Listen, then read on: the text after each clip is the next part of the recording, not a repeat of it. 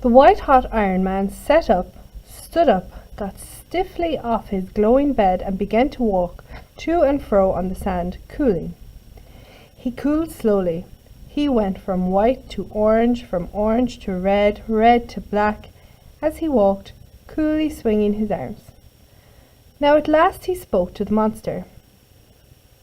"If you can't bear to be made red-hot like me, then you are weaker than I am, and I have won, and you are my slave." The monster began to laugh. "All right," he roared. "Build a fire and I'll lie on it." He laughed again. He knew the Iron Man couldn't build a fire the size of Australia. But then his laugh stopped. The Iron Man was pointing upwards at the sun. "There is the fire for you," he shouted. "You go and lie there. Go and lie on the sun till you are red hot."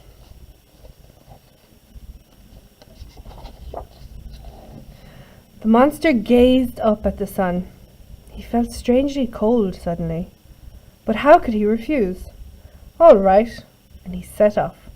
With slow, giant wing beats, he lifted his immense body off the earth and flew slowly up towards the sun, while the whole earth watched.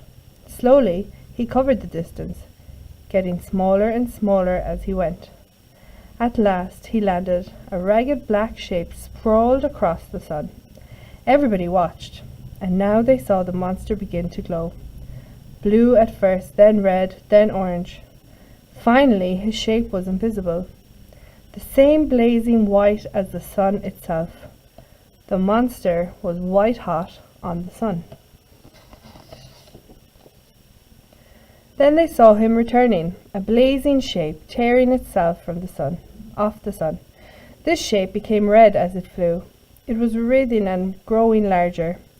Slowly, once more, it became the black bat-winged shape of the dragon, flying back to earth, down and down, bigger and bigger, cooling as he came, until bump! He landed, this time much more heavily than before, on Australia. He landed so heavily that all over the world bells tumbled out of church towers and birds' eggs were jarred out of their nests. The monster stared down at the Iron Man. But it was hardly the same monster. His horns drooped. His face was wizened and black. His claws were scorched blunt.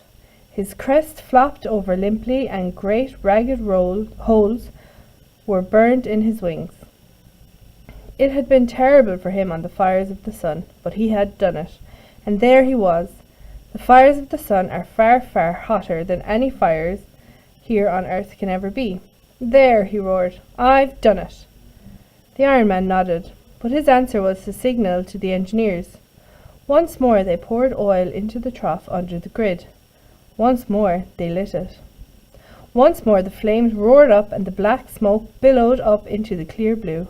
And once more the Iron Man stretched himself out on the grid of the raging furnace.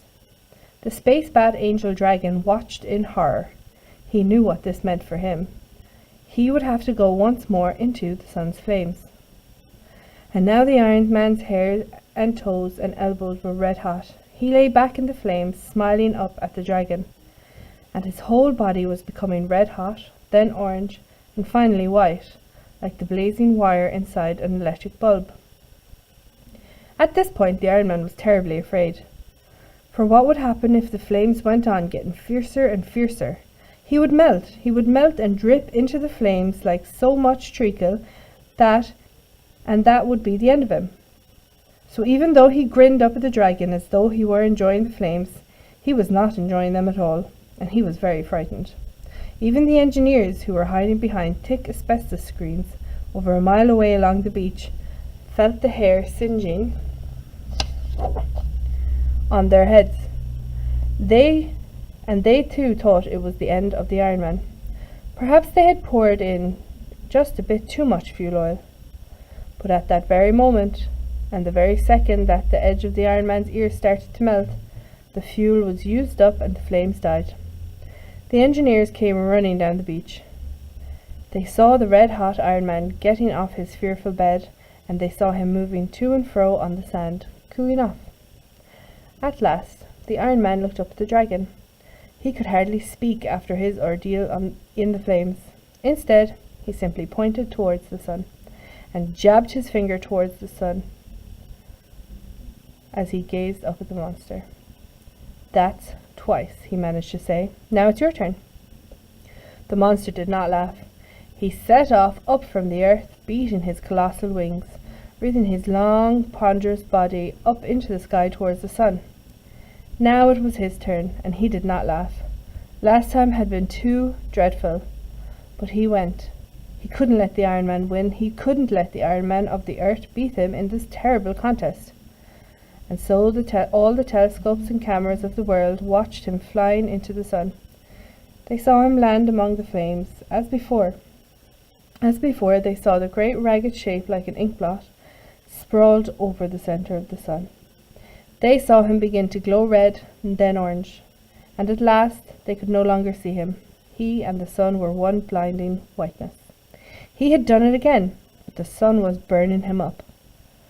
But was the sun burning him up? Had he melted in the sun? Where was he? No, here he was. Here he came, slowly, slowly, down through space, much more slowly than before. His white, hot, flying body cooled slowly to red as he came, and as he grew larger, coming nearer, he finally became once more black. And the great black shape flagged its way down through space until, bump! Heavier than ever, he landed on Australia. This time the bump was so heavy it knocked down certain skyscrapers, sent tidal waves sweeping into harbours, and threw herds of cows onto their backs. All over the world, anybody who happened to be riding a bicycle at that moment instantly fell off. The space bat angel dragon landed so ponderously because he was exhausted. And now he was a very changed monster. The fires of the sun had worked on him in a way that was awful to see. His wings were only rags of what they had been. His skin was crisped, and all his fatness had been changed by the fires of the sun into precious stones, jewels, emeralds, rubies, turquoises, and substances that had never been found on earth. And when he landed with such a jolt, these loads of precious gems burst through the holes scorched in his skin and scattered down onto the Australian desert beneath. But the Iron Man could not allow himself to pity the space bat angel dragon. He signalled to the engineers. "Round 3, he shouted, and the engineers began to pour the oil. But what was this? Okay, year 4, this is all we're going to go as far as today. I hope you're enjoying the Iron Man. Don't forget to send pictures of your work or emails to Ms. Martin and I on the year 4 email. We miss you very much.